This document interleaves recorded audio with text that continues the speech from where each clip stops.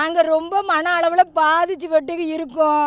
பிள்ளையும் குட்டி எல்லாருக்கும் வாயாலை வைத்தாலும் கக்குசு தண்ணியும் கலந்து யாரும் எங்களை என்ன செய்கிறீங்க, எங்களை உட்காருறீங்க, எங்கே படுக்கீங்க, எப்படி இருக்கீங்கன்னு கூட கேட்கல. எல்லா பிள்ளைகளுக்கும் வீட்டுக்கு வாயாலையும் வைத்தாலையும் காய்ச்சலுமா இருக்குது.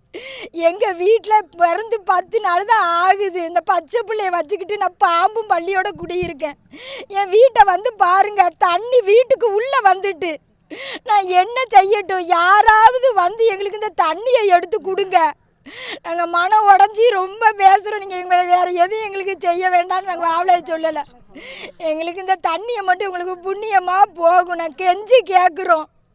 இந்த தண்ணியில் வருஷம் பூரா கிடக்குங்க, வருஷம். ஏன் இதுக்கு ஒரு முடிவு கட்ட மாட்டேங்கிறாங்க பிரம்மண்டா? எங்களுக்கு அவ்வளோ தண்ணி போக வேண்டாம், ரோடு தெரிஞ்சால் போதும் எங்களுக்கு. நாங்கள் கெஞ்சி உங்களை மன்றாடி கேட்கோம். எல்லா மக்களும் இவங்க 10 பேர் 20 50 பேர் நாங்கள் இங்கே குடியிருக்கோம்.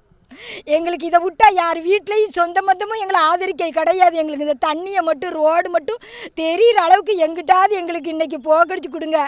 பாம்பும் பள்ளியோடையும் தான் வீட்டுக்குள்ளே குடியேறோம். எதுக்கெல்லாம் பயந்து நாங்கள் எங்கிட்டுங்க ஓடுவோம்?